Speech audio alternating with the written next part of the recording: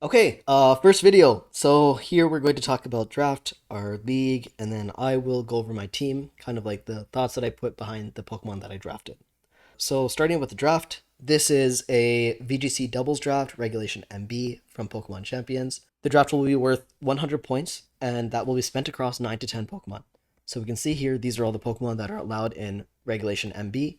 A lot of these point values are kind of based from the Wolfie Draft League from regulation MA. For the Pokemon that were introduced in MB, we added them here and we based them off their perceived value and gave them points based off of that. Typical VGC, we will bring 6, pick 4 in a best of 3. We also have 7 coaches total. So what that means is we'll have 6 weeks of round robin where everyone will play everyone. And then based off record, we'll have the top 4 play in a playoff bracket to determine the winner. Now let's talk about my team. I've never done Draft League before, and I don't really know what I was doing, but I didn't really want a plain archetype. I didn't really want like a rain team or like Zardo Ice Slop. Looking at the draft board, I thought Houndstone was really undervalued, so I thought about building a sand team. I'm from Minnesota, so I wanted a Minnesota themed team. I'm a Vikings fan, so I chose the Minnesota Perrserkers for the Viking theming.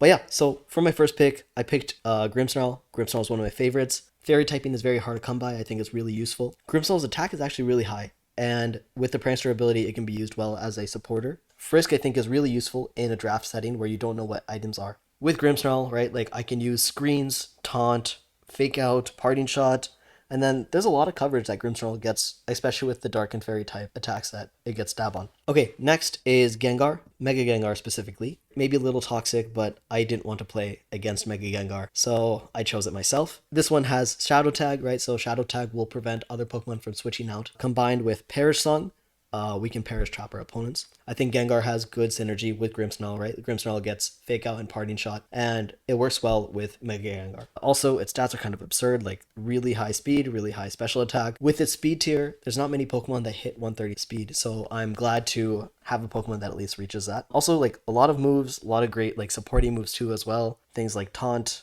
Will-O-Wisp, Toxic, just a lot of abilities that Mega Gengar has. Next is Corviknight. So Corviknight is my Tailwind Mon. Corviknight has Steel typing, which is also very useful. I also think there's like limited Steel types available. Good typing, good defenses, and also I think Corviknight works well with the Sand Core. Corviknight also has the ability Mirror Armor, which is good to stop any Intimidate into my team. Next is Houndstone. This is the mon that I think was undervalued. Houndstone, I think it's useful both offensive and defensively. This one has Sand Rush, which doubles its speed in Sandstorm, and also Fluffy, which halves the damage of contact moves, especially physical moves. Houndstone has Last Respects. This move is kind of broken, getting to a base power of almost 200. And its stats are not bad, right? So I can use this offensively or defensively. Also, I can use this inside Trick Room, outside of Trick Room. It really depends on how I build it and what my team is running. Houndstone has like good coverage, and also some supporting moves as well. Ally Switch is kind of funny. We have Yawn and Will-O-Wisp as well. Next, I chose Slowking Galar. I really wanted a Trick Room on. I don't know if the abilities are super relevant, but its stats are good. It's a special defensive wall with low speed to use inside a Trick Room. Slowking Galar has really great coverage and pretty good special attack as well. Next is Milotic. Milotic, also another anti-intimidate mon with competitive, good special defense. It has really great supporting moves. So like with Milotic, I think of like Hypnosis, Haze, Icy Wind to lower speed, good attacks with like decent special attack.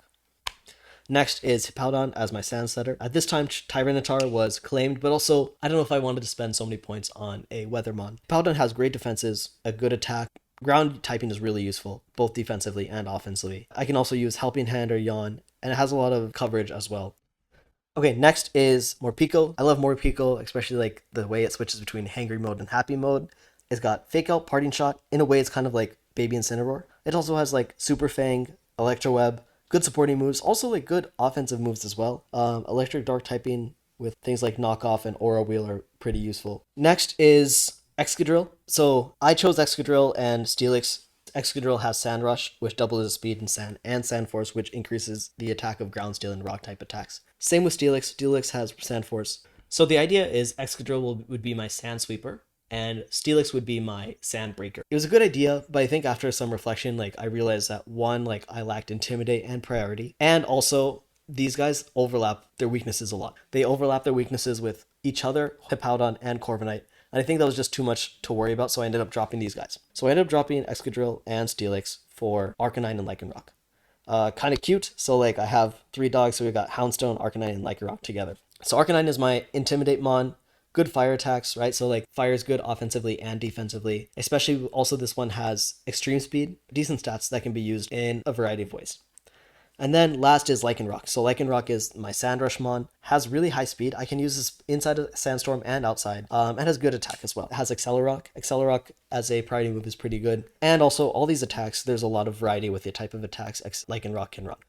Okay, so that basically covers my team. Overall, I'm pretty happy with it. It's nice to have like a sand mode and a perish mode. I think maybe my concern is like I don't do either super well. Even then, like there's a lot of synergy between all my mons. Gengar and Grimmsnarl have a lot of versatility, and like I can kind of like change the way my team plays depending on how I build a lot of the mons. In terms of weaknesses, I think I am missing redirection. Maybe in the future I could consider picking up Scovillain for Rage Powder, but we'll see. I don't know how useful that would be. I think one of my things that I'm concerned about is when looking at the base stats of attack, only Mega Gengar has special attack over 130, right? Everything else has not super great. If my opponent brings really defensive mons, like it might be a challenge. Luckily, like I think with Perrserkers, I can get around whatever defensive play. I'm happy also with like the typing. I don't think there's any like glaring obvious weaknesses, and also like there's good offensive attacks. I have a mix of special attackers, physical attackers, and also all kinds of speed tiers, which allow me to function inside of Trick Room and outside. Okay, so yeah, that rounds up the draft, explaining what draft is and also explaining my team. Stay tuned. I'm hoping to record a video for each match that I play over the next however many weeks. Thanks.